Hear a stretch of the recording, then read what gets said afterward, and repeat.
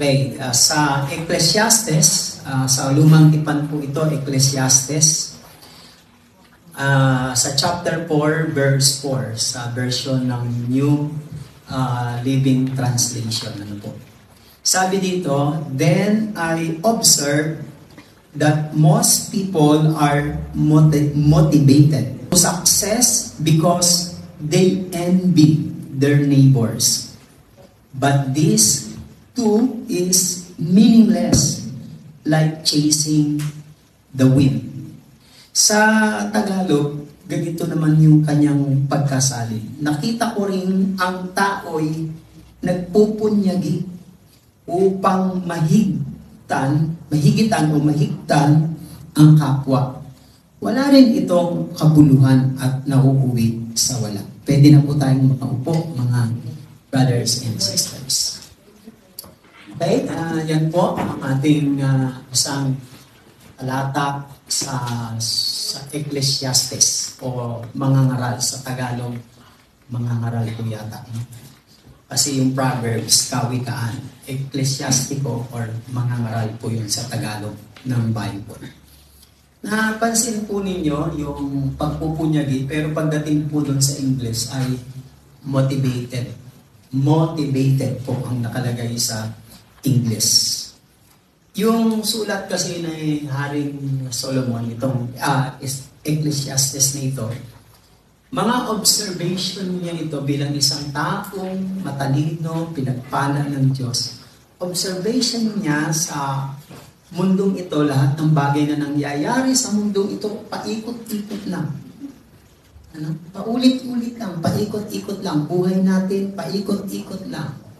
Yung mga animals, mga halaman, araw, sisikat, tapos lulubog, babalik uli siya kinabukasan, paikot-ikot lang din. Yung panahon natin, paikot-ikot lang. Kaya, yung kanta ni Sarah Gina, ikot-ikot, ikot-ikot, ikot-ikot lang. No? Ganyan po ang nakikita po ng isang mangangaral dito sa sinabi niya, sa chapter 4, verse 4, sabi niya ay, wala rin itong kabuluhan at nauuwi sa wala. O nga naman, everything na nakita ng mga ngaral na ito, o mapapansin din natin sa mundong ito, ng mga tao nagpupunyagi upang mahigitan ang kanyang kapwa. I mean, mga achievements, lahat. Kung ano po yung buhay sa mundong ito, parang pinapatakbo ka, no? Parang dinadrive ka, pinapatakbo ka sa pamamagitan ng paano mo mahihigitan ang mga nakikita mo sa iyong kapwa sa mundong ito. So that is mapapansin natin na motivated or nagpupunyagi upang mahigitan ang kapwa. So if that is the circle or the rotation ng mundo natin ito, sabi ni mga ngaral nitong sumulat na ito, lahat din naman nauuwi sa wala. At totoo po yun. Lahat nauuwi sa wala. Ibig sabihin, wala kasing permanente sa mundo. Daraan, mararanasan natin, tapos aalis, wala rin may iwan. So, that is the reality of life. That's why, ang topic na gusto kong i-share sa inyo, what drives your life? Sino po rito marunong mag-drive? O, sige, bisikleta na lang. Palagay ko kayo. Bisikleta. Ha? O yung isa pa, meron ngayon yung bago ngayon na electric na scooter na ginagamit na rin ito sa bansa natin. Yung maliit lang yung gulong kasing laki ng platito. Tapos, hindi mo na sisipain kasi di kuryente na rin yung china-charge. Dati, sinisipa yun ng gano'n. Yun po ang isa sa pinaka madaling pang biyahe. So, tapos merong mga e-bike na ngayon na nagkalat na maraming e-bike. Dito sa Taiwan, sa Macau, Marami tayong mga maliliit na scooter at mga malalaki rin kahit papano. And the rest is mga magagandang four wheels, magagandang mga sasakyan. Mga kapatid, ang gusto kong sabihin sa inyo dito sa atin pong pinapaksa, everything in our lives is depends on kung sino po yung nagdadala sa atin. Ang word po kasi na drive, no? Everyone's life is driven by something. Bawat buhay natin, meron pong nagpupush, nagdadala sa atin kung saan tayo papunta o patungo. Whether we like it or not, meron po yan, mga kapatid. Buhay natin ay pinapatakbo, depende kung sino yung nagko-control at sino ang nagli-lead para ikaw ay tumakbo o mag-go forward. Ibig sabihin, ganyan po ang buhay, mga kapatid. Yung driven na tiningnan ko sa dictionary, drive kasi dito dapat driven, mali na naman yung pag-type ko.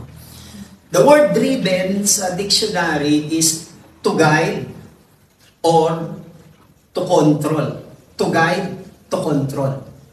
Yun po ang ibig sabihin ng driven. Pag ikaw po ay dinadala o pinapatakbo, ang ibig po sabihin nun, ikaw po ay ginagabayan, ginaguide ka, at to control or to direct. Yung po ibig sabihin nun, to direct. Ibig sabihin, dadalhin ka sa iyong patutunguhan. Whether we are driving a car or a nail, ano ba yan? We are driving, maaring tayo po ay nagdadrive ng car or mga tinatawag na train or mga, ano pa yan, mga, basta anong klaseng vehicle, mga kapatid.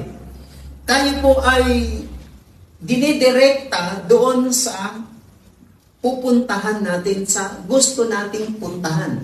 Kaya po ang tawag dyan ay driven. Dinadala o dinidirect, mga kapatid. So, what are the forces? Ano po yung mga forces o na sa buhay natin? What is the driving forces in our lives o sa buhay natin? Ano nga ba itong mga puwersang ito na nagpapatakbo, na nagdadala pa sa buhay natin? Maybe ito isang problem, no? It may be a problem. By a problem, minsan tayo, di ba, dinadala tayo ng mga pagsubok. Kaya kapag hindi natin kaya mga problema at pagsubok, bumabagsak tayo. Kasi yun yung nagdadala sa atin, eh. Yun ang nagpupus, nagpapatakbo sa atin. Kaya nga, dito sa trabaho natin dito sa Macau, pag ang problema ang mag-control sa'yo, mag-drive sa'yo, naku po, mahirap kasi mahirap yung may problema ka tapos malayo ka pa sa pamilya. Kaya pag may problema kayo, huwag kayong masyadong tinatawag na magpapatalo sa discouragement ng problema. It may be a problem or it may be pressure. Pwedeng pressure. Pwedeng pressure. Diba? Kasama yan sa buhay natin, di ba? Sino sa atin ang walang pressure? Di ba? Ibig sabihin ng pressure, yung parang ginagapi ka, yung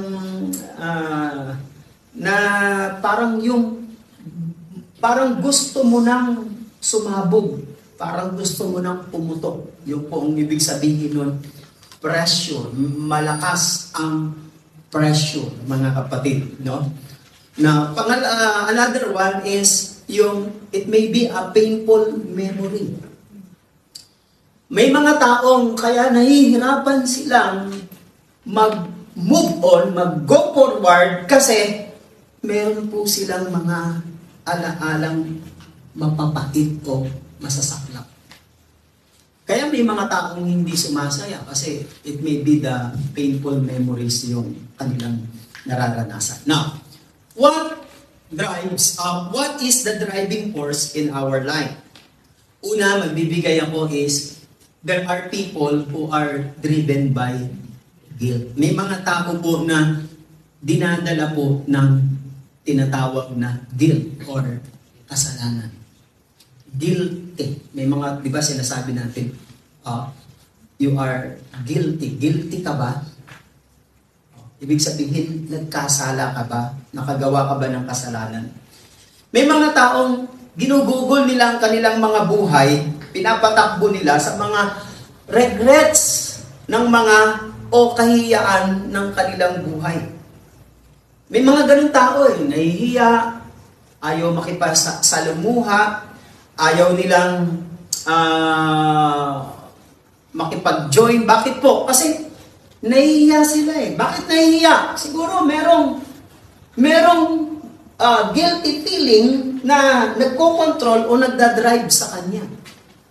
Kapag ang isang tao ay wala pong tinatagong hiya o kahihiyaan, hindi po siya mahihiya rin makisalamuha o mag-join sa iba. Usually, sila yung mga taong tinatawag na kasi pag wala ka pong ikinahihiya at ikinatatakot, hindi ka ma-awkward o mawawalan ng yung hindi sasabihin na hindi ka pwedeng mag-join sa marami. Kaya ang buhay po kasi natin, nag-grow tayo, lumalago tayo because of sociality. Yung nakikipag-social tayo, nakikitungo, nakikisama, nagjo-join sa mga ganito. Part of life po yun. Part of life. Kaya pag yung mga bata ay lagi lang sila sa bahay, lagi lang natin kinukulong, hindi po nagiging balanse ang kanilang paglago. Kasi sa buhay natin, nababalanse ng Diyos yung paglago natin kapag nakaka-encounter tayo ng mga hurts, pain, rejection, napapahiya tayo sa labas. Part of life yan, nahuhubog ka doon kaysa doon sa mga taong kinulong sa bahay at hindi pinalalabas. So, yan po. Guilty, sabi dito, yung guilt-driven people, are manipulated by memories. At totoo yun. Pag ikaw po ay mayroong nagawang pagkukulang, pagkakasala, yun po yung nagmamanipulate sa'yo, na yung mga alaala na yun.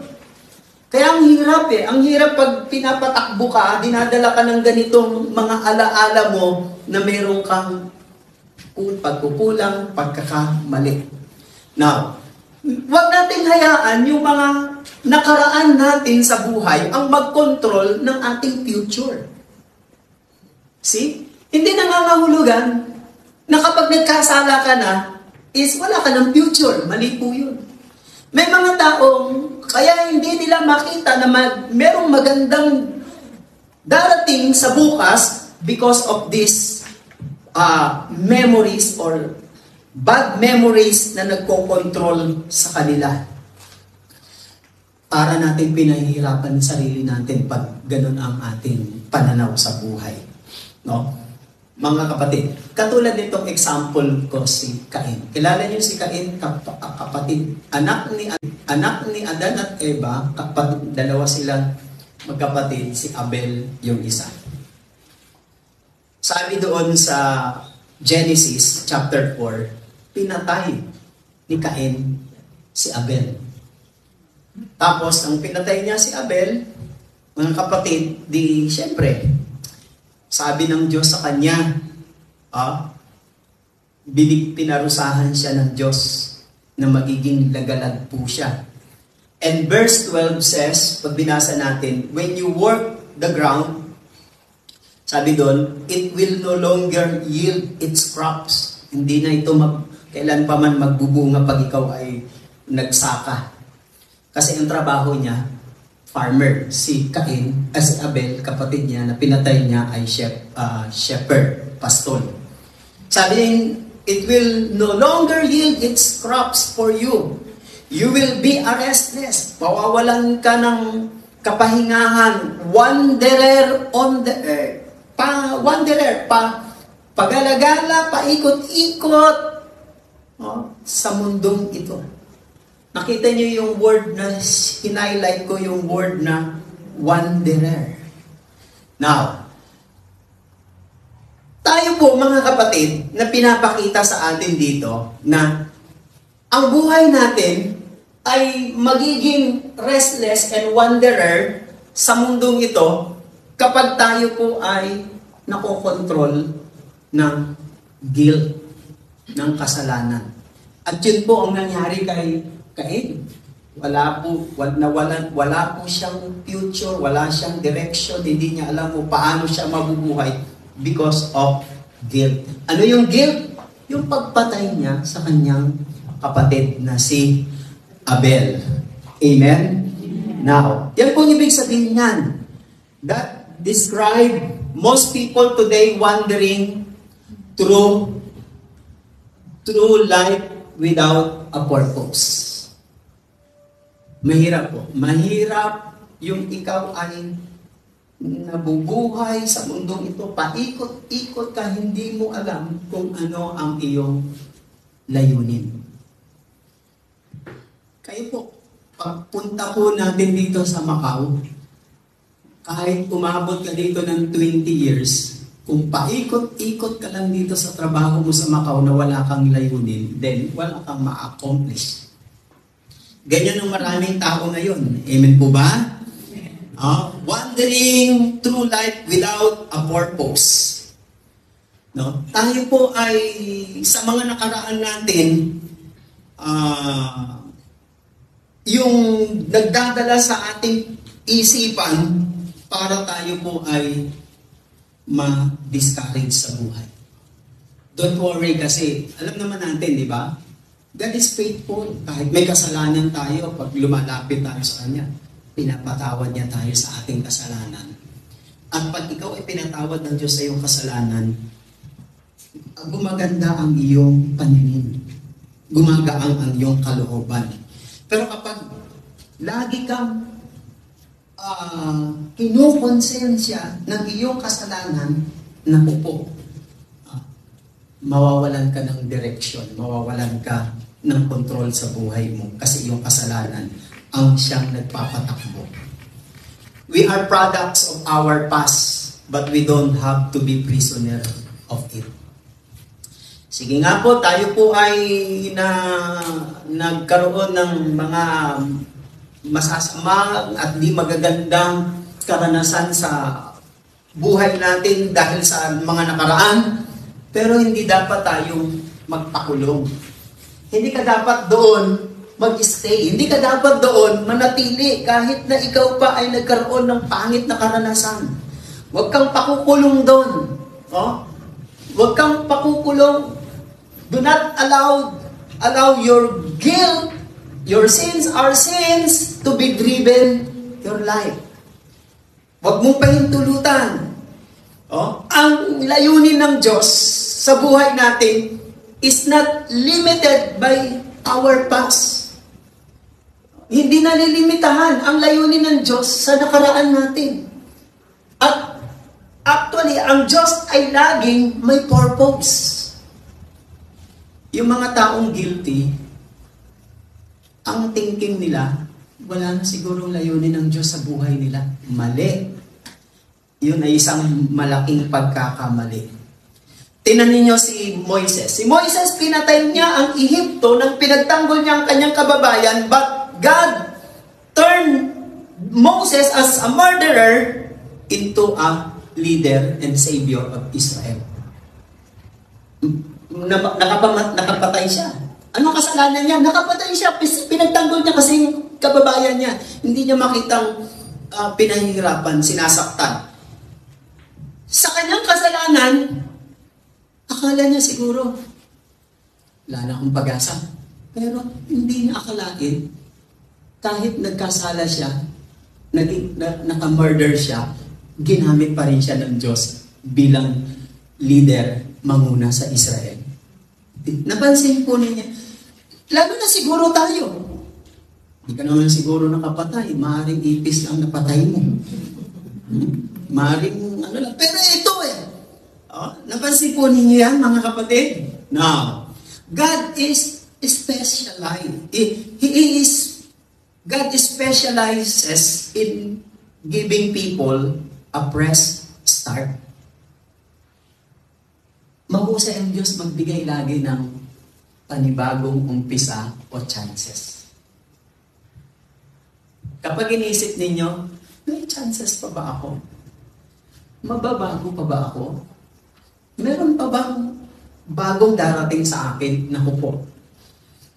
Huwag na po kayong kumonsulta kay horoscope, kay Madam Oring, kung sino pa mga nagbabasa ng yung palm reading. Sa Panginoon na po. Bakit? Ang Diyos ay mahusay. Saan po? Sa pagbibigay sa mga taong ng panibagong pag-uumpisa o panibagong buhay. Amen? Palakpakan natin ang Panginoon. Hallelujah. Yan po ang Panginoon. Napakahusay niyan. Napakagaling niyan ng ating Panginoon. Amen? Pangalawa po na makikita natin. Pangalawa po na what is the driving force in your life? Ano po yung driving force? Now, pangalawa na pwede natin makita is ito po. Maraming tao na sila po ay dinadala o pinapagtakbo ng resentment and anger. Ano po yung resentment? Sama ng loob. Siguro kung may sama ng loob, meron ding sama ng labas, ano? Kasi may loob eh. Pag ang opposite ng loob, labas. No? Pero mas matindi ang sama ng loob. Resentment, anger, galit. May mga taong ganito, dinadala sila, ang nagdadala sa kanila, nag-guide at nagko-control sa kanila, ay sama ng loob at galit. At kung minsan, bilang mga Kristiyano mananampalataya, minsan, nahahatak din tayo sa ganun. Bakit po? Kasi po, may mga bagay na hindi natin kaya. Siguro, hindi pare-pareho ang level ng faith. Maaring sa kanya, kaya niyang, kaya niyang kontrolin yung sama ng loob at saka yung galit eh. Pero, sa Bible kasi, wala hong pinipili yung sama ng loob at galit. Pati po mga man of God, mga lingkod ng Diyos, na dadala rin nito ng resentment and anger. How much more yung mga hindi po na nananalig o nanampalataya sa Panginoon. Yan po ang ibig sabihin niyan, mga kapatid. Now, may mga tao na ano po sila? Malakas po sila. Ibig sabihin, sila po ay brave. Ibig sabihin, matapang. No? People driven by resentment, no? Matapang po sila at kaya po nilang i-internalize yung kanilang anger. Ibig sabihin, kaya po nilang madala o parang ganun po, mga kapatid. Now, hindi lang yon, meron namang iba, no? Meron naman ng iba na hindi nila ma-internalize, hindi po nila hindi sila ganun galing, tapang o para i-handle yung anger, yung resentment. Meron naman is blow up, ibig sabihin yung sasabog. Kaya pala merong mga taong ganito. Yung pag nagagalit po sila, yung nagbibigay sila ng warning. Umayos ka, ha? Pag ako hindi blow up po ang ibig sabihin nun. Yun po ibig sabihin ng blow up, mga kapatid. Ha? May mga tao pong ganun, while others blow up and explode. Sila po ay sasabog. para sa iba. Kung titingnan nyo po, ito madalas po nating marinig. Sabi po na nila, mas maganda daw po yung naglalabas ng sama ng loob.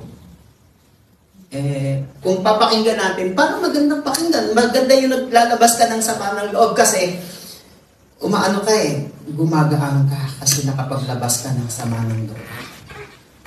Pero kung titingnan natin, itong dalawang response na yan, some are brave. They know how to internalize and some are blown up, ready to explode. Ito pong dalawang itong responses na ito ay sa palagay ko, they are unhealthy and unhelpful. Bakit po? Parang katulad na, hindi lahat ng bomba na bibitawan mo ay makakabuti. Paano kung tamaan ng debris yung katabi? Buti sana kung ito lang ang papuputukan mo. Di ba? Maglalabas ako ng bomba ng sama ng loob. Kaso tinamaan yung mga katabi, nadama yung iba. Kaya mahirap din, hindi siya, itong ganitong response is unhealthy. Hindi po maganda, mga kapatid. And unhelpful, hindi nakakatulong. Tama na maglabas ka ng loob, pero dapat hanapin mo ang tamang lugar at tamang panahon. Sige, maglalabas ako na sama ng loob, pero nasa tama ba akong oras o panahon na ilabas ko to? Baka naman ma-scandal yan sila. Pag na-scandal yan sila, hindi maganda. May right time eh. Kaya nga yung iba, nasisira ang kanilang mga plano, ang kanilang mga balak o layunin because of they cannot control, they cannot handle the pressure sa buhay nila, mga kapatid. Ang resentment, lagi ka lang masasaktan. Sasaktan ka lang lagi ng sama ng loob kaysa doon sa mga taong meron kang sama ng loob. Nakuha niyo po ito? Tinagalog ko na po ito.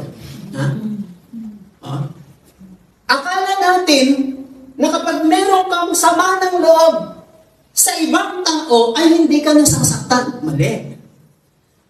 Kapag meron kang kasamaan ng loob, yung sama ng loob na yon, sinasaktan ka rin. Kaya hindi maganda yung feelings na ganito. Diba? Pag galit na galit ka sa isang tao, how do you feel? Minsan ang hirap, yung taong kinasasamaan ng loob mo, sarap kumain, ang sarap matulog, nagbibidyo, okay. Samantalang ikaw, nakaganyung ka lang. Diba? O talo ka. Yun po ang ibig sabihin yan, mga kapatid. Yung resentment always hurts you, hurts us, more than the people you, higit pa doon sa taong kinasasamaan ng loob. Now, ayan pong ibig sabihin niyan, mga kapatid. Pinahihirapan ka, pinahihirapan tayo. Hindi maganda ang may sama ng loob. Ako po ay nakaranas na po ng ganyan sa buhay kahit preacher po ako. Pero habang naiisip ko, naalala ko, lumulungkot ako. Kaya ang ginawa ko, tinext ko siya sa messenger. Pag-text ko sa kanya sa messenger, ito po yung nangyari 2007. Tapos 2007 po yun, 2012 and 13, na nandun po ako sa mission sa Kalibo, Aklan. Yung PFCC Kalibo, Aklan. Kasi bumabalik-balik sa isip ko, i-text ko nga siya. Humingi ako ng tawad, bla bla bla, ganyan. Pero hindi naman po ako ang direkta sa akin, hindi sa akin direkta para po siya masaktan. Inutusan lang po ako na meron akong i-implement na nakasakit sa kalooban. So madaling sabi, without reconciliation, nagkahiwalay kami. Umalis ako sa mission. International po yung mission na yun, 2007. And then, napunta naman ako sa Aklan. Then, nireplyan ako. It was 2012. Nireplyan ako sa sabi, Brad, kalimutan na natin yun. Blah, blah, blah. Ibig sabihin, nagkaroon kami ng reconciliation at pagpapatawad sa isa't isa. Then, ano nangyari? Nagkaroon ako ng peace of mind. Minsan, ang hirap ng ganitong kalagayan natin. Isipin nyo lang na sa tuwing magkikimkim ka ng sama ng loob at galit, mas lalo kang nasasaktan. Kaysa doon sa taong may kinasamaan ng loob. Amen ba? Amen. Palapakan natin ang Panginoon. May Tagalog pa ako. Ha?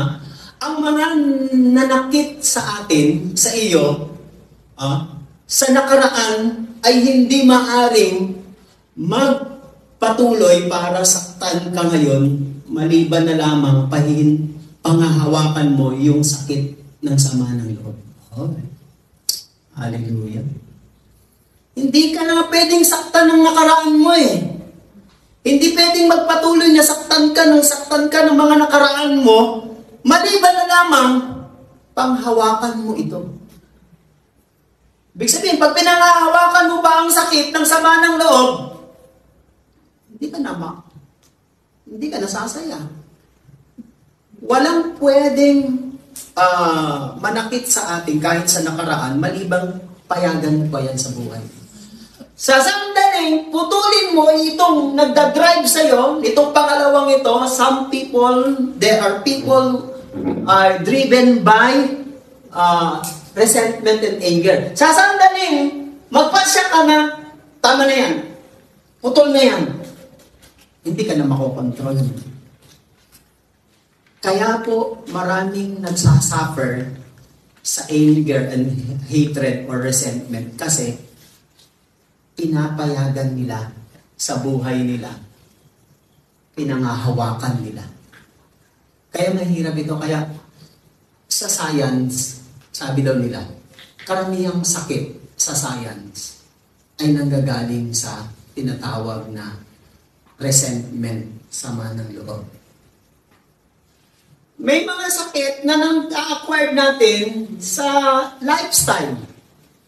Sa totoo lang, maraming nagkakasikit dahil sa lifestyle.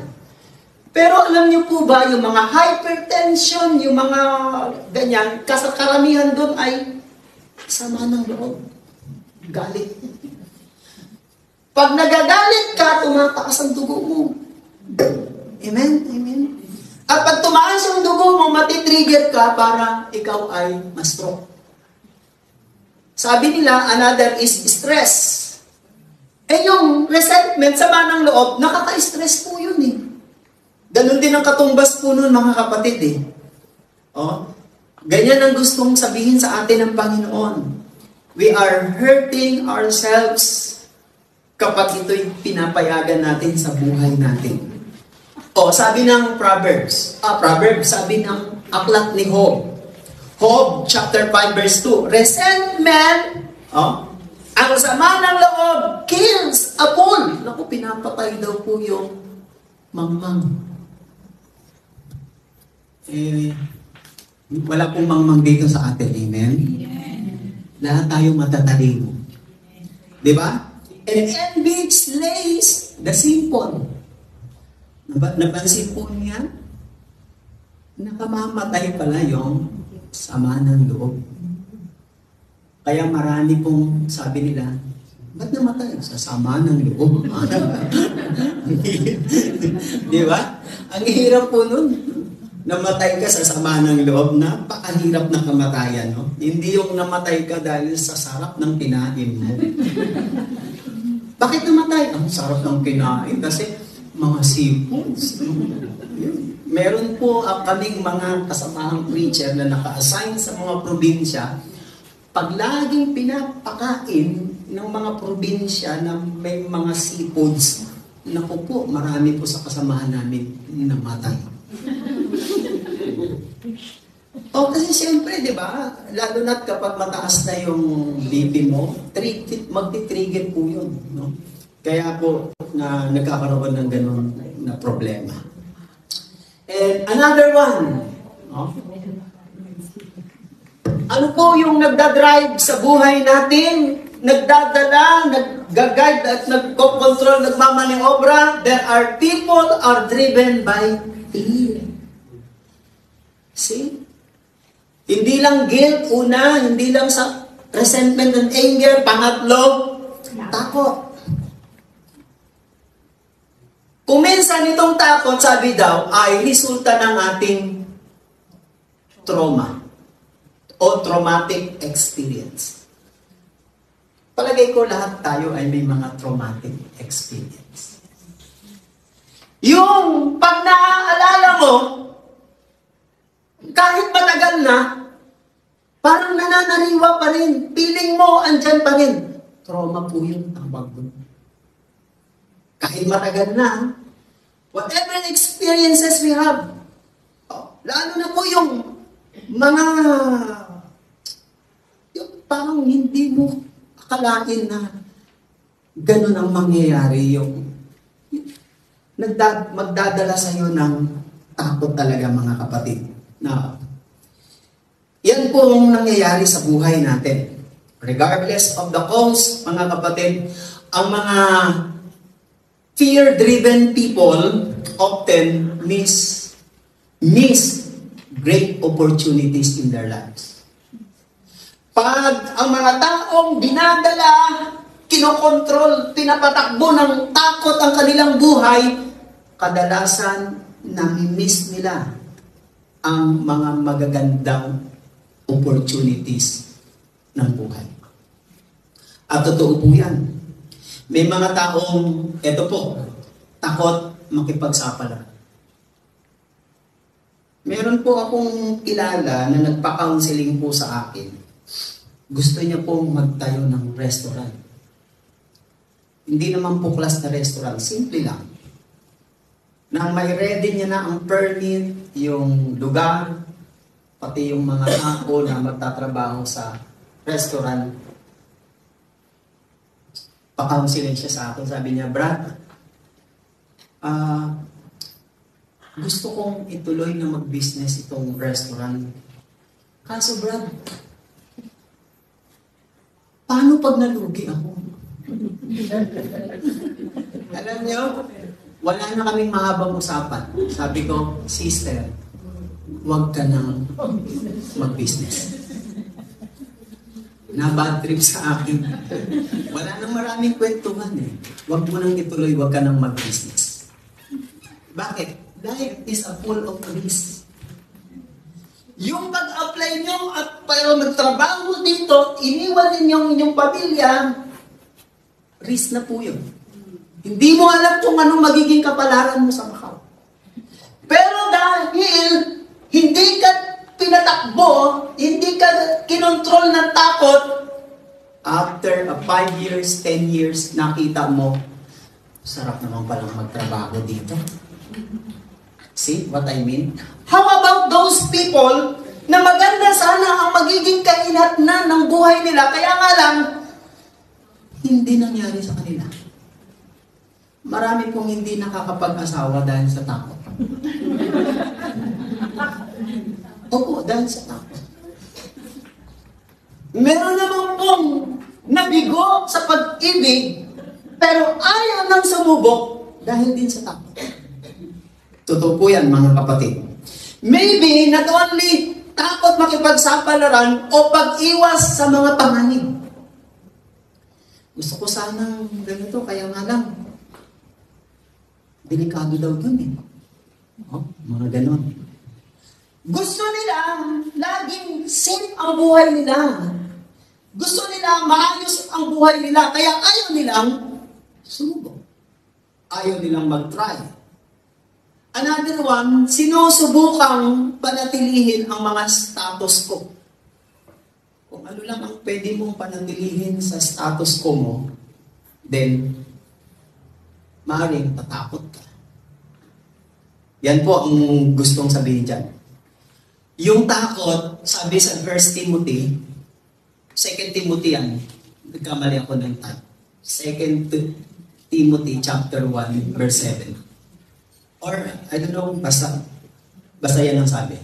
For God had not given us the spirit of fear, but of power and of love and of sound mind.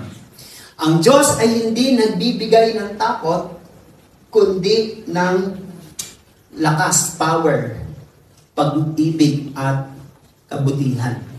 Mabuting pag-iisip. Ibig sabihin, kung ang Diyos ay hindi nagbibigay ng takot, saan galing yung takot? Di doon kay Satan. Tandaan nyo, fear is one of the greatest tool of Satan. But dahil pag meron ka ng pinasukan ka rin ng takot, mapapansin po ninyo, kahit may ability ka, may skill ka, may confident ka, pag naramdaman mo, tapasukan ka ng takot, wala na. Hindi mo na magagawa ang pwede mong gawin kahit may abilidad at may kakayanan ka. In short, yung fear is spirit. Hindi po yan nakikita eh. At hindi, pag ang isang tao ay matatakutin, no? Yung meron po siyang takot, matatakutin siya, kahit magpa-check at magpa-konsulta siya sa doktor, hindi po yan matitrace ng stethoscope at saka ng x-ray. At wala rin pong reseta ang doktor na binibigay, reseta sa takot. Wala pong ganun. Sa Bible, meron pong gamot ang takot. Sabi ng Psalm 53, I think verse 6, whenever I am afraid, I will. Kantahin ko para malala nyo. Whenever I am afraid, I will trust in you. Yun ang gamot. Yun ang gamot. Sino yun? Si David. Sa tuwing ako'y matatakot, nagtitiwala ko sa inyo. Walang gamot ang takot, pero sa Diyos meron. Trusting is the antidote of fear. Palakpakan natin ang ano. Now, ang takot ay isang self-imposed na bilangguan.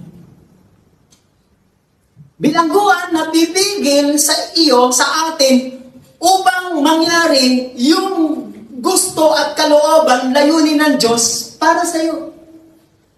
Imagine, ang ganda-ganda ng planong layunin ng Diyos, gusto kanyang pagpalain, kaya nga lang, hindi nangyayari sa iyo yung layunin ng Diyos. Bakit? Binilanggo mo sarili mo sa takot eh. Maliban na lang mag-jump out ka, umalis ka sa takot mo, you can never experience God's blessing kung hindi ka aalis o hindi ka magpapayag na patakbuhin ka ng takot.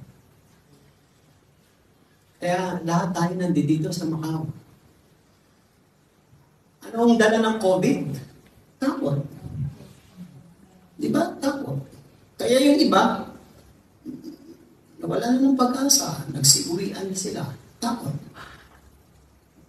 At totoo naman ang takot eh. Pero kung magpapaalipin ka dyan sa takot, hindi mo mararamdaman ang gusto ng Diyos sa buhay mo. Mararanasan mo yung gusto ng Diyos para sa buhay mo na gawin niya pag hindi ka natatakot, kung hindi ka dinadala ng takot. If you are not driven by fear. Amen? Amen. And the last, naglagay pa ako ng verse. Anong sabi dyan sa 1 John chapter 4 verse 18? There is no fear in love. Wala daw takot sa may pag-ibig. But perfect love drives out fear.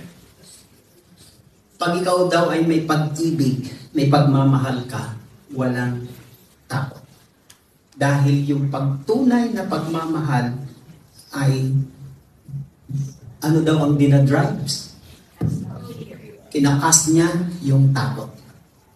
Amen? And the last one, Diyos, hirang pa uli ako ng 5 minutes. Ang Ano po ang nagdadrive sa buhay natin? Base doon sa ating topic, many people are driven by materialism. Naalala niyo yung kanta ni Madonna? Sa tingin ko, punta ako dito, napapatay mo si Ate Annie. Para na lang tuloy ako nakakulong dito. Sabi niya, material. Some boys kiss me, some boys hugs me. Material. Kapag yung kanta na yun, sinasayaw-sayaw pa nga natin yun. 80s yan eh. Now, tinan niyo po yung kanta na yun. It's, nagpapakita po yun ng kanyang pagiging materialistic.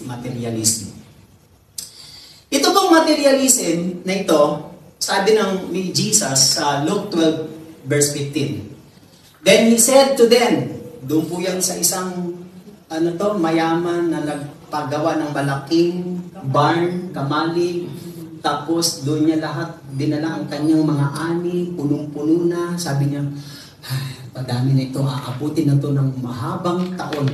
Ako'y mag-iinom na lamang, magtutur, magsasaya, kakain, magiinom.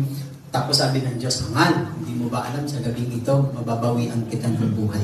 Kanino mapupunta ang lahat ng inipon mo. Then dumugtong ang verse 15. Then he said to them, sinabi ni Jesus, pagkatapos niyang ikwento yung mayamang hangal. Sabi niya, watch out, mag-ingat kayo. Be on your guard against all kinds of greed. Sa lahat ng uri ng alin, kasakiman o pagiging materialistic, mga kapatid. Pinag-iingat ni Jesus. Bakit? Sabi niya, life does not consist in the abundance of possession. Ang tunay na buhay ay wala doon sa dami ng iyong ari-arian. Wala. Akala ng iba, pag naka-accumulate na sila, nakapag-invest na sila, nakapag-impok na sila, pera, bahay, lupa, kotse, akala nila, this is life. No, hindi po yun ang buhay. Sabi ni Jesus, hindi nababatay, nababase, o consist in the abundance of things. Bagkus, nagiging mitya pa nga ito. That is the false sense of security. Ang gusto ng Diyos, yung mabuhay ka ng sakto lang. Sakto. Pag sobra-sobra, hindi ka na, kahit nasa sayo na, hindi ka pa rin makokontento. Now, many people desire to gain more. Becomes the whole goal of their life. Yun yung kanilang buong layunin sa buhay nila, yung to get more and more. Alam niyo po ba, based on my pag-meditate, meron po kasing saying na the more you have, the more you want. Hindi ko na tinay pa. The more you have, the more you want. Habang meron ka, lalo ka pang nagnanais na magkaroon. Kaysa doon sa wala. Napansin ninyo sa technologies, saan tayo nagsimulat sa cellphone? Di ba sa puspungkat kasi laki ng pudkura ng yelo? Motorola. Tapos naging 3210. Pagkatapos ng mga ganon, nagkaroon na ng touch screen. Tapos nagkaroon lang na ng mga video, etc. Ngayon, napaka-high-tech na ng mga cellphone natin ngayon. Pero tinanin nyo lahat, halos nadaanan natin. Mali eh. Habang meron ka, lalo kang nagnanais na magkaroon. Parang ganito, hindi yung wala ang mapaghangad na magkaroon. Ang meron ang mapaghangad na magkaroon. Nakuha niyo punto ko? Yung taong nabuhay na sa wala, sanay na yun. Sanay na yun. Kumain ng toyo ang ulam, asin, sanay na yun. Wala eh. Nakita ninyo yung sa bansa natin, marami talagang mga mahihirap. Pero, yung mga mahihirap na yun, mapapansin ninyo, parang ang sasaya nila. Ang tatatag nilang titibay, hindi yung wala lahat ang mapaghangad na magkaroon, kundi yung meron ang laging mapaghangad na lalo pang magkaroon. The more you have, the more you want. Ang wants, magkaiba sa needs. Ang wants, hindi nauubos. Gusto ko nito, gusto ko nito. Ay, parang ko yan. Gusto ko yan. Gusto ko yan. Yes. Ang lahat ng gusto, hindi nauubos. Hindi nangangahulugan na, gusto ko to, binili ko to. Hindi nangangahulugan na, hindi ka na bibili. Eh, paano pag nakakita ka ng mas maganda at paborito mong kulang? Ay, kulay pink. Gusto ko to. Bibili mo rin yun. Yan ang tumutok dito sa atin sa Macau. Palibasa, mura mga bilihin at saka mas mahal sa bansa natin, mas mura dito, natutokso tayo. Minsan, yung lahat ng mga binili natin, hindi naman natin magagamit. Bumili ka ng 10 blouse, pero ang paborito mo lang yung yellow at saka pink. Hindi mo na nasusuot yung violet, kasi hindi naman yun ang kailangan mo. Luho, pag sinabing once, luho. Now, let me go on. Having more of what drives people. Having more. Ano po yun? Akala nila pag magkaroon ka ng maraming ari-ari, mga bagay, will make you happy. Ewan ko, totoo naman, sasaya ka, pero at the end, malungkot ka na naman. Ganun talaga tayo. Sa umpisang saya ka, kasi nagkaroon ka, pero habang tumatagal, hindi ka na masaya. Pangalawa, will make you important. Akala nila pag maraming ka ng ari-ari, material, you make feel important. Akala nila, importante ka na. Mali rin po. Kung minsan, pag dumadami na ang iyong ari-arian, mauubos ang iyong kaibigan. Tsapwera ka na. Another one will make you secure. Ewan ko. Siguro nung wala ka pang ari-arian, wala ka pang gaanong mga kayamanan o pera, nakakapaglakad ka ng mag-isa sa kalsada. Kahit anong oras. Ngayon, dahil sa dami mo ng laki na ng account mo, marami ka ng ari-arian, may alahas ka na, hindi ka na tuloy makapaglakad mag-isa na. Mahal-mahal kayo ng ransom. Pag nakidnap ka, ang mahal-mahal. Diba? Hindi ka rin secure. Ngayon, kung gagawin mo lang simple ang buhay mo, makapaglakad ka ng maayos. Diba? Sometimes, gano'n. Now, self-worth and net worth are not the same. Ano pagkaintindi niyo sa dalawa? Pag sinabing self-worth, yung halaga mo. Halaga mo bilang isang tao, dignidad mo bilang isang tao, reputasyon mo bilang isang tao. May mga taong, di bali na mahirap sila, pero yung dignidad nila, hindi nadudungisan, hindi nasisira. Ay magkaiba sa net worth. Pag sinabing net, yung profit mo, yung halaga ng mga kinita mo, net worth ang tawag doon, are not the same, hindi magkapareho. Ang iyong halaga, ang halaga ng buhay o pagkatao mo ay hindi nakikilala sa mga mahalagang bagay na nasa sayo. Hindi dyan binabase. Yung value mo, hindi dapat naka-base sa mga material na meron sa'yo. Hindi dapat. Mga kapatid, amen? Nakukuha niyo po ako. Yan po ang ibig sabihin sa atin. Real security can only be found in that which can never be taken from you. Ano po yung tunay na sekuridad sa buhay na matatagpuan mo na hindi aalisin sa'yo? Ano po itong bagay na ito na hindi pwedeng matanggal at alisin sa'yo? Alam niyo kung ano, bago tayo tumayo? Iyan.